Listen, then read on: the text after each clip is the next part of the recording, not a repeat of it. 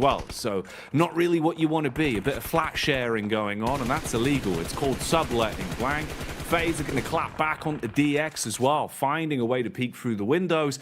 An assault onto Paragin. That's an unlucky knock. Yeah, I think right now, even though he's able to get Lamborghini up, it was kind of for nothing. This little high ground the Gladiators currently have control of was so fortuitous that they got the circle on this side. Coming off that high ground is very difficult, so they're trying to milk it for as much as they can here, stay on this top side. But it's MB Esports coming in to try and challenge us for now. Gladiators need to be ready for this one. Kitsune luckily is in position as the DBS, only able to find one though, and that's not quite enough. The rest of the team instantly needs to improvise off the back of this. Sek and Mondo are down, so it's a decent start. The nades start pouring in, and it's a nice nade on the backside towards Fistboy. Just a Kaze left remaining, and Gladiators quickly clean them up there. Up to 12 eliminations now, Jackie. A fantastic start. Tixie's flying through the air. Matic is on the support. Oh, mate. This is perfection put together so precisely from Gladiators right now. That was beautiful. The nade work to defend after the crash was on point, and then straight back into hungering for more elims. The peek down the hill, beautiful connection on the aim skill as well, and we get left with our final four. A scrappy one at that as well, Blank. Alter Ego still alive. They were able to find what remained of Mad Bulls and shut them down, but they've now had the same done to them. Peek out from Sara Biceps, and with a smooth right hook, he's wiped them off the face of the battleground. 3 squads remain. Gladiators currently on the outside edge right now. It's FaZe with a very strong position. Alter Ego still need to work their way in as well, but they went out earlier on. Reject holding on. It's a good little game for them, but for the Gladiators, more points would be absolutely gorgeous for them here. If they could win out this game, they'll send themselves tumbling towards that top side of the lobby after just one match. So 20 points. Realistically, if they can get themselves 25 after this, they'll be very, very safe. It'll give them a buffer. They still will need to put in the work after the rest of the day, but they'll be in so much better stead. And taking that pressure off yourself this early on in the day is so, so nice. Taking the pressure off themselves and applying it to Reject Tokyo. Problem is, though, it's not going to turn them into diamonds. It seems like they will instead just buckle under the pressure. Bit of a peek out here from FaZe, though, as Gladiators encroach further on the compound, closing in on them, using their utility to try and blow Lufa out of the equation. Nade after nade barreling through. Swing from FaZe on the stairway as well. And that connects. Sameku left black and blue, down on his last legs now, as they first onto him. Gladiators with only a duo remaining, Blank. I think regardless of what happens there, I think Gladiators are fairly pleased with this result, right? Meku was always left behind to try and help the rest of the team get further up. Now it's Matic in a 1v3 scenario. It's going to be very difficult for him to pull this type of thing off. Goes for the pre-fire as the circle starts to push all these players in. Has an idea of where they're swinging. This rock is really nice to play around, but on Zen, he's on the prowl, and it will be found by the rest of the team. Mormon finishes off Matic. Regardless, FaZe picks himself a nice win from a very easy rotate on that north side, but for Gladiators, that could have been a lot more for them. Either way, I think it was around about 15 eliminations they finished that game with the 6 points on top of it. 21 points is just a very, very nice start for them. And you know what? Jason might have been right to bring them up at the start of the day. It's crazy, isn't it? You know, we sit there, Jason brings out all his storylines that you think are never going to happen. And I think we hit the mark for 3 out of 3 of Jason predictions all in one game. So he's doing well today, Blank. He's doing well. Oh, look at the dance. He's happy. He's pleased with that one. I mean, starting off the day with a win here for Mela is really, really nice for him. He's got his hot water bottle in hand as well, mate. Oh, yes. Taking the heat to the next level. This is why FaZe are winning. No, they're bringing the heat in. They're warm. Exactly, Blank. That's madness. They got the moves inside and outside of the battleground, and they got the chicken dinner to boot as well. Can't turn your nose up at that one, but I think we do have to give a little bit of eyesight over towards Gladiators. Looking at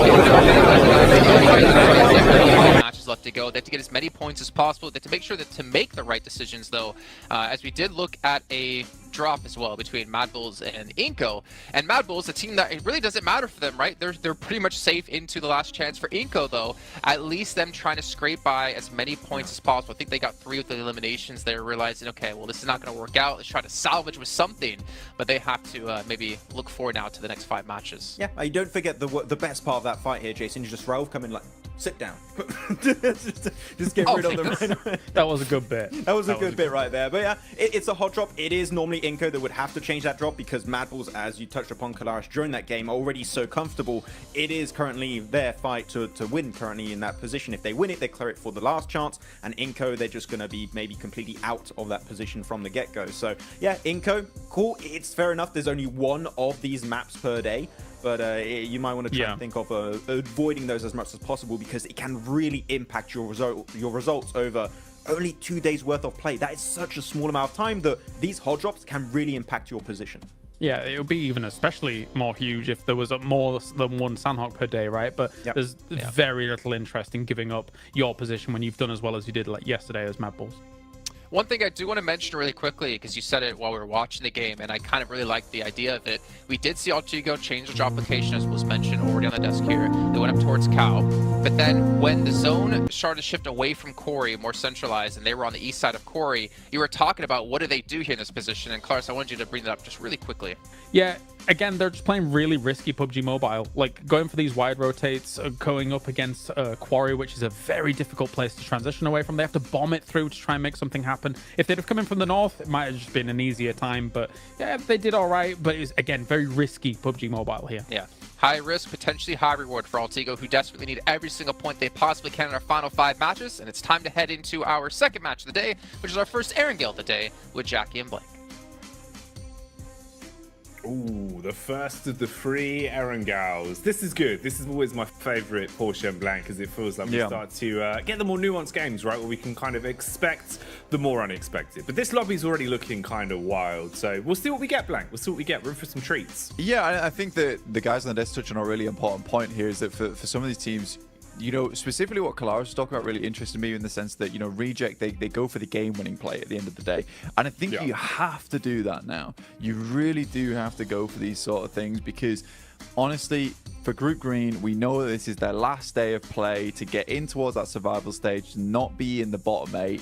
And again, because you are the group that's playing the first 2 days in a row, you don't play the last day, you don't really know what marker you're aiming for, right? You don't know where that bullseye lies, because no one is on that 16th position where it's just fixed, and you can think to yourself, we only need to get this amount of points to get in. So you have to push it to the max every single game, and I think that some teams are realizing, I would say too late at this point in time in Group Green, that they have to go for these game-winning moves. That had to come through yesterday. It absolutely had to come through yesterday. I think Mad Bulls took their fate into their own hands very quickly, as did Influence Rage, who have more than secured their position over towards the last chance phase. At this point, I think they have 77 points, something ridiculous at this point in time. So I think for some of these teams, maybe it's coming through too late. You need a little bit of luck today.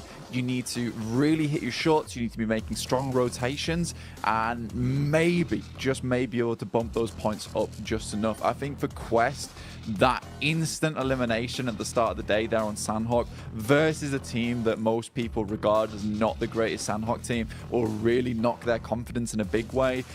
We know Quest made it in by the skin of their teeth, literally 1 point in Group Green to get towards that survival stage. I don't know if that sort of playstyle is going to cut it here, where a lot of teams, we're starting to cut down past the teams that, you know, didn't get past the first group stage. They're now in the survival stage now, where we have a lot of really, really strong teams. They won't just sit down and die like Tiamba did. No, it's not going to be anywhere near as easy or as fine of a margin. I think that's the other part as well, is the fact that that was 1 point of difference. I would imagine it's going to be a little bit more of a stark contrast here. Well, imagine I would have cried. That would have been huge, man. Full John Rambo action to start off the day, but not going to happen. They will try and instigate the fight, though, onto Melisse as best as possible, whilst they know they're a little bit fragmented over in Alliance territory. So he's going to go breezing off, and Poser will join the rest of the squad, group up and see what they can get done. But yeah, it is very, I don't know, it's quite a curious way to start off the day, really, in terms of some of the teams that we saw playing well. It was a bit more unexpected for me. After what we saw from Gladiators, I was kind of starting to shift into that, you know, you don't believe in the Gladiators camp. But as soon as it feels like you hit that point on the meter, that's when they bounce back. I think they do it just to, like, spite everyone. They do, man. They really want to kind of like rope you into the idea that it's not going to happen, and then, you know, they make all the fans book their tickets last minute to the finals. That's how that always goes. But we'll see if they can maintain pace, because it was a good game from them. But it's a key point that you hit on as well that I think is quite interesting, in the sense that the best they can do now is try and repeat that as much as possible today, because obviously they've left themselves with no other chances to accumulate points. So if you're leaving it up to another team to decide your fate, that's the rough part.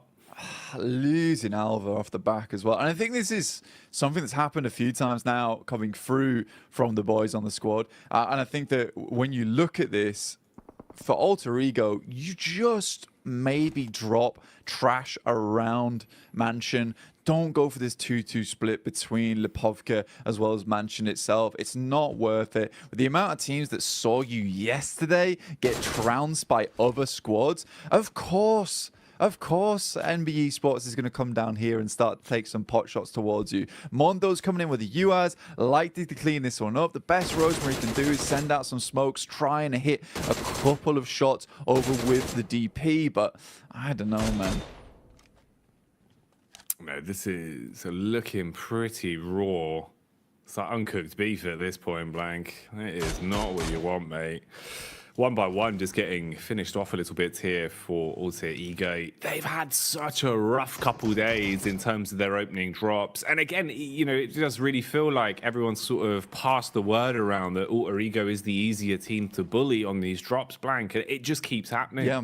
I mean, you make yourself an easy target and teams will want those points off from you. And you don't make those adjustments, it's not going to go well in future. Maxman, very astutely Max pointed. update. Max update, from the Max Mansion itself. You know, Nigma Galaxy usually dropping towards Pachinki.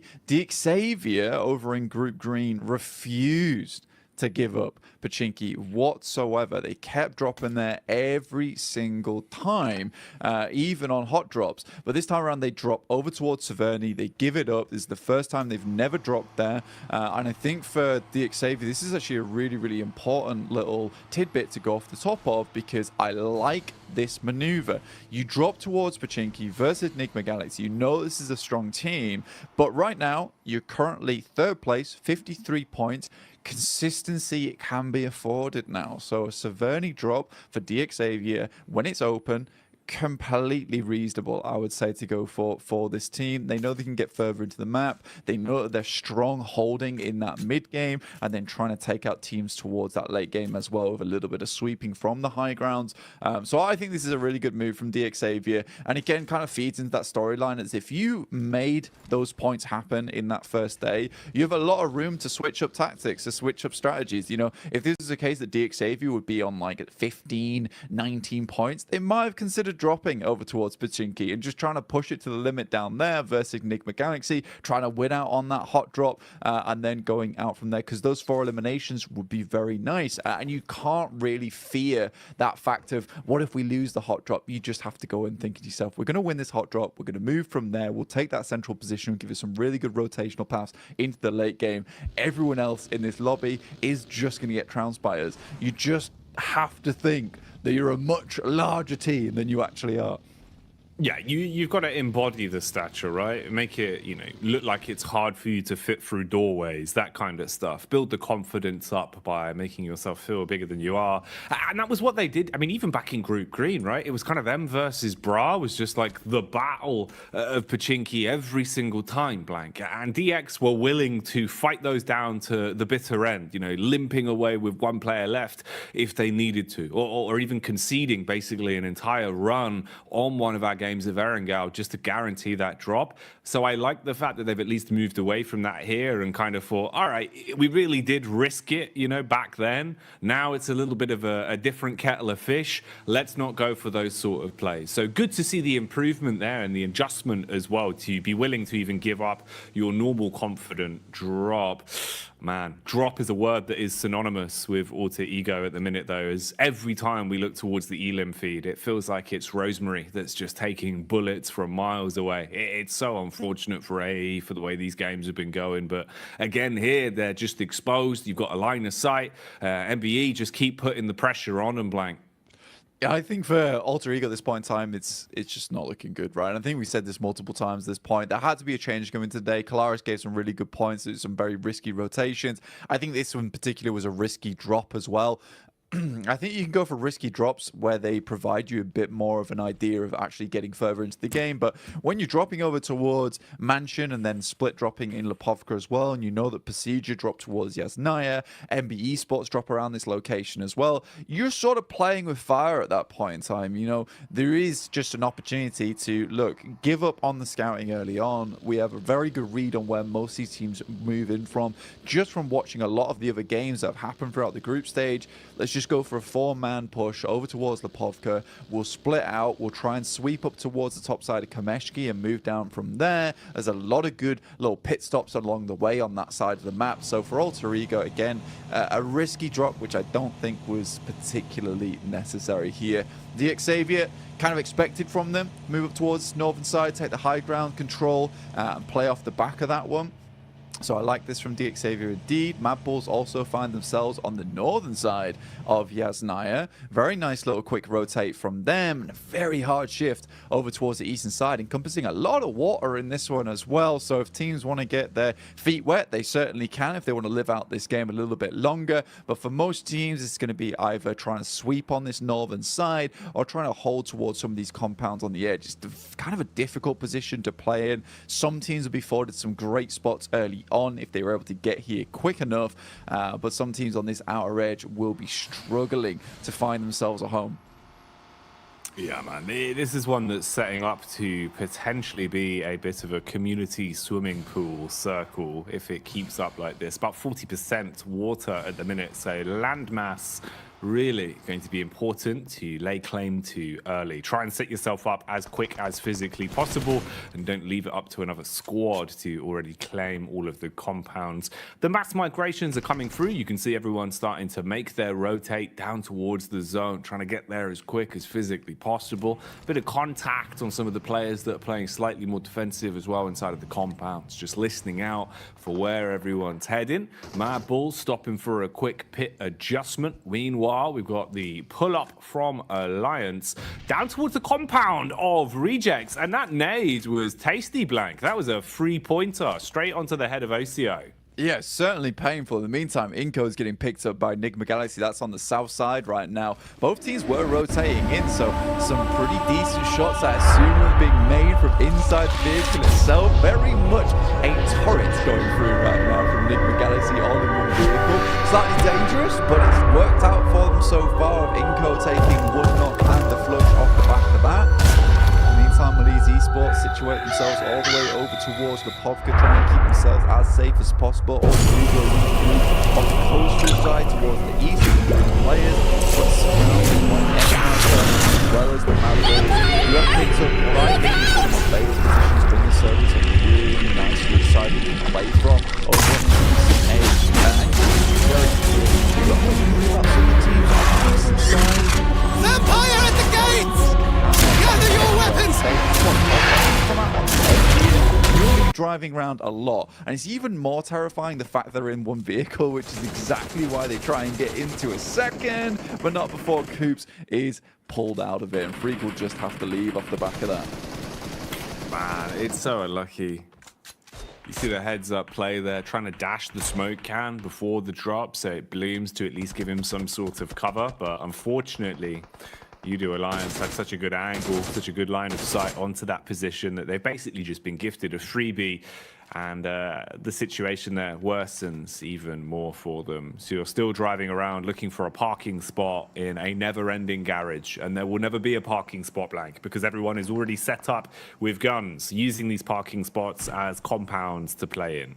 Yeah, and they won't be leaving anytime soon, so you're not getting that middle space. I'm sorry about that. In the meantime, we do get a circle that moves down towards that south side, in which case Reject and Udo Alliance's compounds become very, very valuable indeed. So for Udo Alliance, currently they do have the strongest spot, which is up on high. Reject slightly safer in terms of the fact that they can just sort of sit in this compound for a while. You know that Udo Alliance, with them being in this compound, they're not likely to move anytime soon, so they don't want to expend too many grenades just sending them down over towards Reject. So Reject have this outpost which is guarded by Udo Alliance. Eventually they are likely gonna have to fight against one another, but both teams in this sort of mutual agreement at the moment.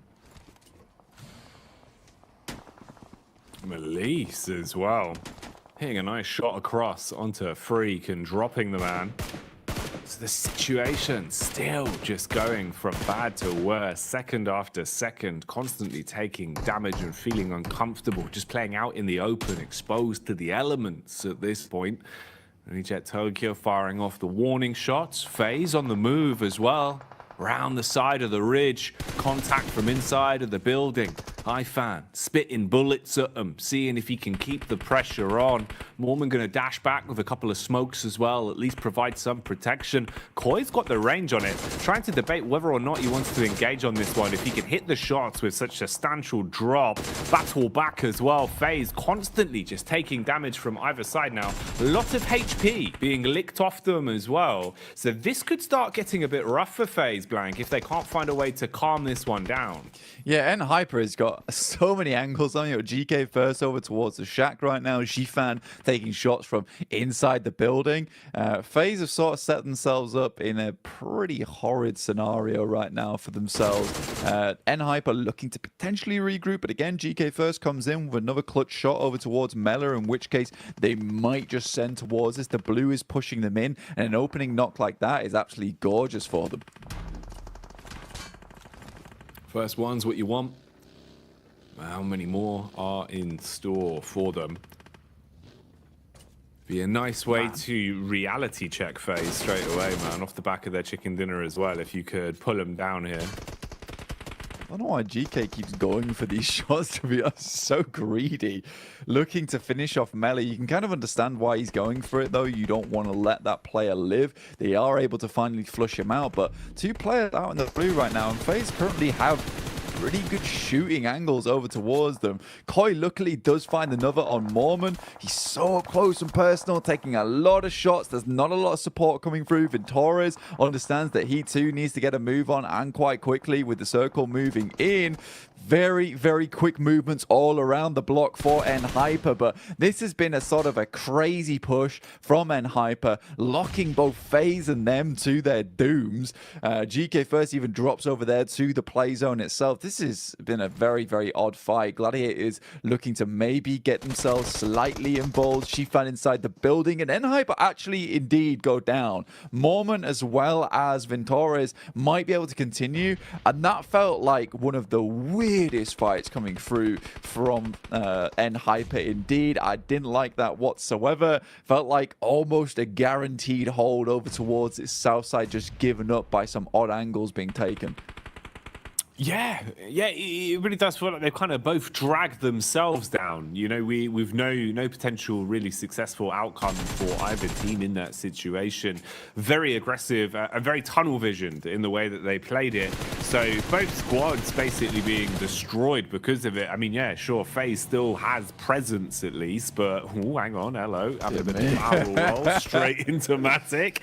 Okay, misery. So I guess FaZe were in fact just a present for Gladiators, Blank, because they've given them one additional point there and given us some nice showmanship in the vehicle. Yeah, I mean, I think he realized it was over as soon as he started spinning out of control. Nice shots there from Meku. Procedure Evos try and stop off to get a little bit of scouting done and realize actually quickly put some gas in it, change the gears as fast as possible, please. Nice rotate from Procedure Evos. They do get in front of the guys from Gladiators, which is probably not what Gladiators were hoping for. If they could have maybe got a little bit further ahead instead of being stopped off there by the random player from FaZe coming through, maybe they would have been in a better position where currently Procedure Evos is, though. But you look at the lay of land now, where we're currently playing over towards the south side.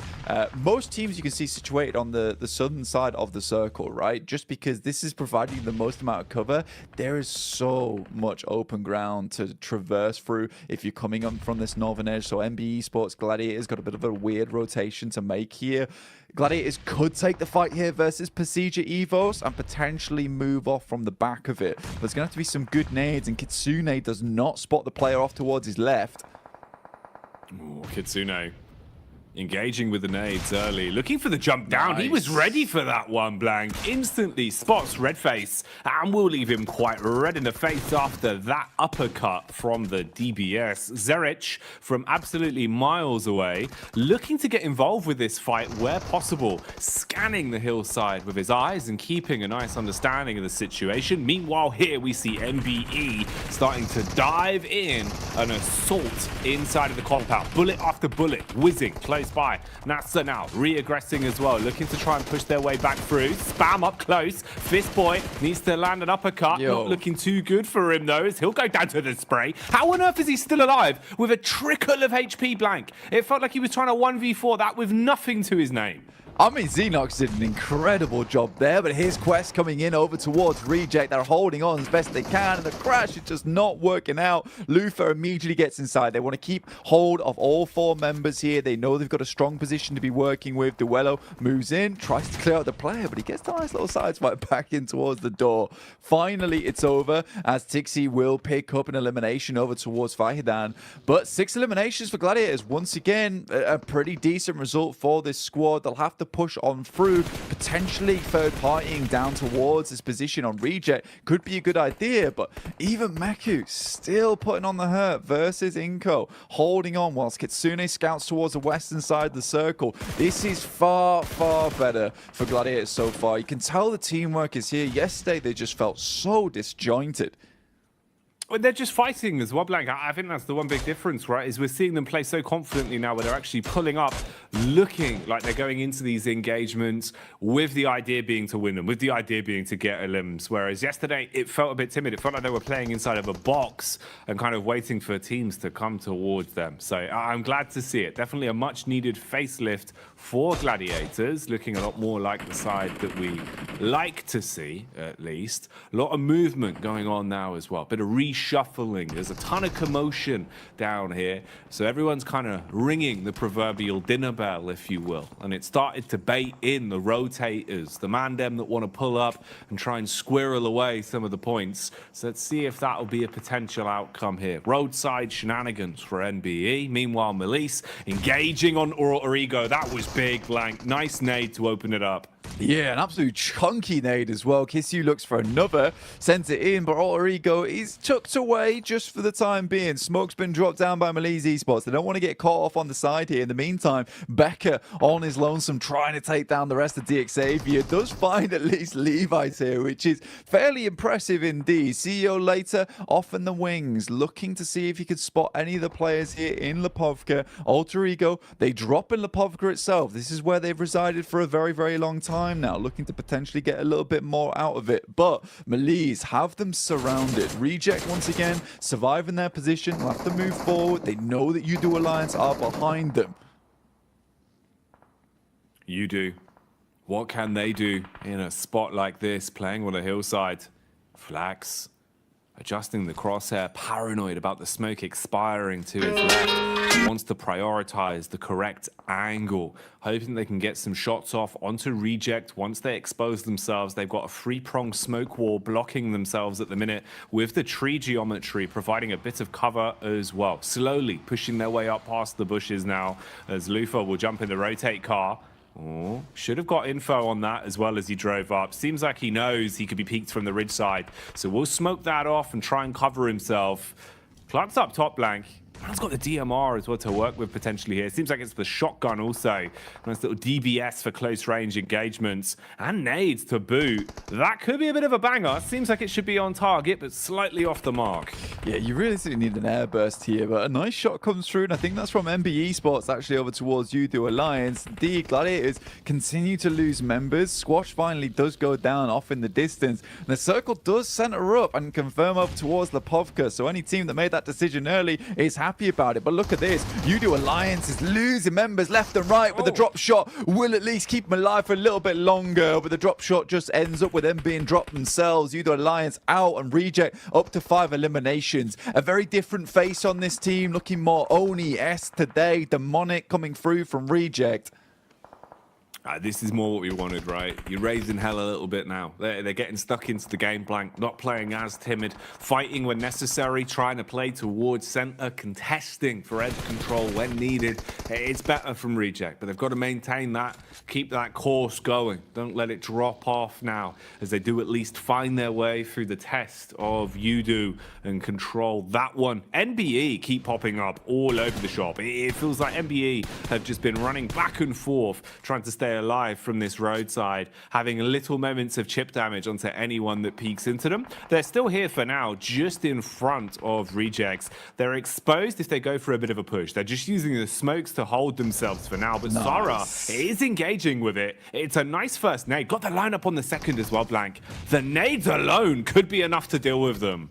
Man, the long arm on Sara is looking good, but nasty shots coming in from Nakaze through the smoke, takes down a fair few of them. Now Duello left to challenge versus Nakaze off in the distance. Nice shot on the edge, but quickly cleans them all up. And what a clean finish there from Nakaze at the end. It looked like it was all done and dusted for the squad, but fantastically well held out by Nakaze. Gladiators still at 4 players alive, but one of the final teams to be on this northern edge alongside them and NBE Sports. Mad Bulls up to 5 eliminations, Gladiators up to 8. They're doing good here. You asked about a bit of a repeat. We even heard about the dinner bell, and so far Gladiators have been hitting us with some nice mashed rotators at the moment. These rotates have been clean. Whatever they're cooking up today, Blank, it looks like it is fresh, not frozen.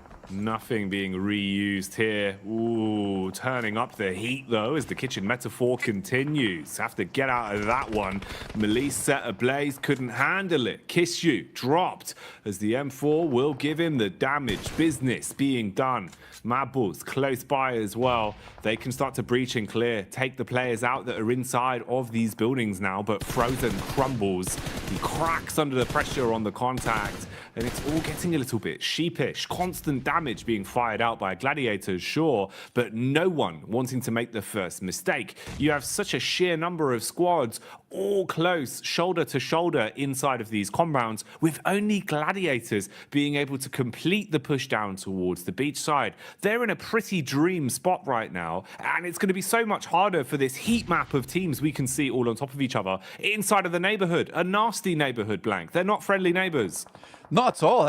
Everyone's just leaving some horrid messages on one another's doors right now.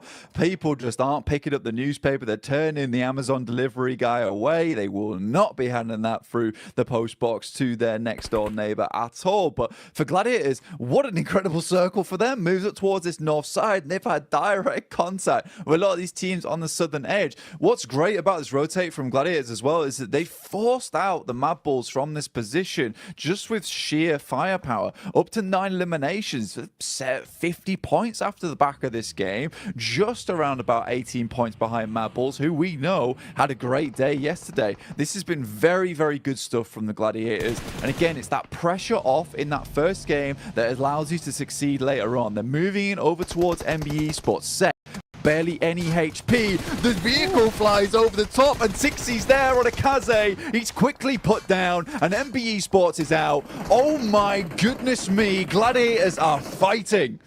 What are we watching, Blank? Is this a Michael Bay movie? Because that was a blockbuster. They come flying through the air, hit the griddy on that one as the shot connects mid-movement, and then they just continue on as well. This is ridiculous. Meku and Kitsune just putting bullets down range, Blank. They are farming. This was a great move from Meku as well, mate. They left him behind on the side swipe just in case anyone was between the trees. Likely Meku's going to be a sacrifice in this situation, but he's got great lines of sight over towards Duxan, providing very, very difficult terrain for Duxan to deal with. They step out of the way of the bullets from Kitsune as well as Tixie and Matic. They step directly into the bullets from Meku, who's very much safe on this outer edge. Luckily, Zipian is able to get some shots back over towards Kitsune, but it's just Meku and Tixie lighting them up.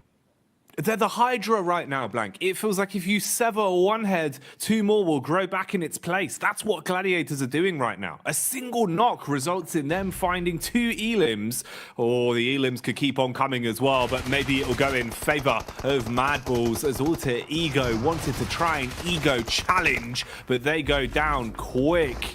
They've got cinder block shoes on that one as Melise third party.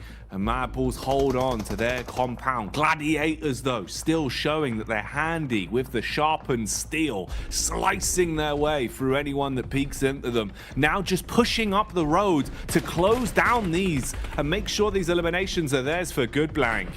Yeah, Tixie flies over towards that position, has the M4 in hand. Lovely nade over the top as well. Finds Hoxie. Now just Binny in the back here. Another nade flies over the top. Nice little Molotov. Will shoot underneath the vehicle. Has eyes on. Just needs to hit these shots now, but is sort of being cut off by the fire, by the smoke. Stands up to try and hit this one. The step out is there, and Tixie gets taken down. Meku left remaining for the squad, but honestly, with the amount of damage the Gladiators been able to do, they've just been looking for those eliminations. We talked about this early on as well, Jackie, in the sense that eliminations desperately what you need. This is what you can confirm in these games. This is what you know you can handle, and I appreciate that they're just fighting for them. Exactly. It's the one part that you can control just by playing aggressive, playing confidently, and guaranteeing those eliminations. And that's what they've done. They've played for the elims here. Now they can try and see what they can squeeze out in terms of placement, because the other teams are doing the infighting for them. And it's whittled us down to only 2 players, really, you've got to worry about. Oh man, Mad Bulls licking their lips at the prospect of this one. They do find Meku. He's exposed himself from behind the rock. Now it's simple pickings. As long as Mad Bulls could reset, you do have an edge. The battle of attrition is in your camp. They're setting themselves up for a chicken dinner, but Zerich will expire. For Duxan, this is going to be a very, very important game for them. You know, 3 eliminations, it's not ideal. You go out this with a second place, 6 points, 9 points total. It doesn't feel great, but if you're able to get your chicken dinner off the back of this in a 2v3, you know, 13 points on this match feels really decent coming into the rest of the day. And with the blue pushing in, it is very, very ideal for them, but the Mad Bulls just look so absolutely clean today. They looked at yesterday as well, and they picked themselves up yet another chicken dinner. That is 3 in the space of 2 days. That's huge from Mad Bulls. A complete change of pace from what we were seeing from them, looking an awful lot better. And also now, Blank, it goes back to our point about the fact that you don't want to leave it up to another team to decide your fate in the survival stage. You want to make as many points as possible in the limited number of games you have to play. And that's what Mad Bulls are doing in droves. Yeah, it's a stressful game for Mad Bulls as well. Not an easy one. You can see that they're not super excited about this because it's more of a relief than anything they're able to pull off that chicken dinner. Playing within Lipovka, there was so much infighting in that area, getting forced out by the Gladiators. I think it was a very wise move for them to actually just send across from the rock side in the water toward those buildings. Yes, they had to fight for it versus Malise Esports, but they were confident to do that, and it sort of gave them that winning position. I think things got dicey as soon as they started to see the circle move towards the north side. Like, have we made a mistake? Did we make the right call here? But you just got to follow through. 44,000 kilometers travel for Gladiators once again. These rotates are coming through quicker. They're more confident with them. I don't know what happened between the space of yesterday and today, but there has been some serious conversations between these lads on the team. Something's happened, you know. I don't know if it happened at the hotel breakfast or where it was, but it seems like Gladiators have got their heads screwed back on, and they're playing some really nice PUBG Mobile today, Blank. You know, this is exactly what we wanted to see in terms of them giving us a good game, showing us they deserve the invite in the first place and that they're able to make some moves here. What more will be in store for us though, and can they keep it up? We'll find out. Let's get back to the desk with the #1 Gladiators fan. It's Jason Kaplan. Sorry, I think Jackie misspoke there. Mixspoke. That's the #1 Gladiator fan ever. But we have to say, it wouldn't be Gladiators if they didn't show up exactly when they needed to kind of advance on through in an event. And hey, you know, credit to them, another massive game for them in terms of eliminations, great position as well. They were able to crash an NBA Esports and kind of do the exact same thing, just the other way around from the prior match. But also, Mad Bulls, man, like, there's so many things to talk about. Oh, you know what? We're not gonna talk. No, let's do it. Maxman talked about Gladiators, and then we'll hop to what I have ready for Colaris. Okay, Jason McSpoke. But okay, Gladiators. I didn't want to talk about them because I didn't want to curse them, Jason. Okay, that was the reason behind it. Now I see. Okay, but right now, Gladiators, of course, playing that high ground position, able to leapfrog in the position that Mad Bulls left open after they regrouped from that 2-2 split, was a really good spot. And also, one thing I enjoyed Colaris from Gladiators is they tried to go for that high ground on the road. They tried to fight end best. They tried to also fight Duxan, which ended up not working out. But I think that if you're not in the city, you want to avoid a lot of that fight happening in the Povka. Going for that high ground does give you a bit of an advantage. It didn't quite work out because Duxan had such a good angle, but I think that was going to be a game-winning play if they could survive until the later stage. Honestly, also, I mean, yeah, go on. No, you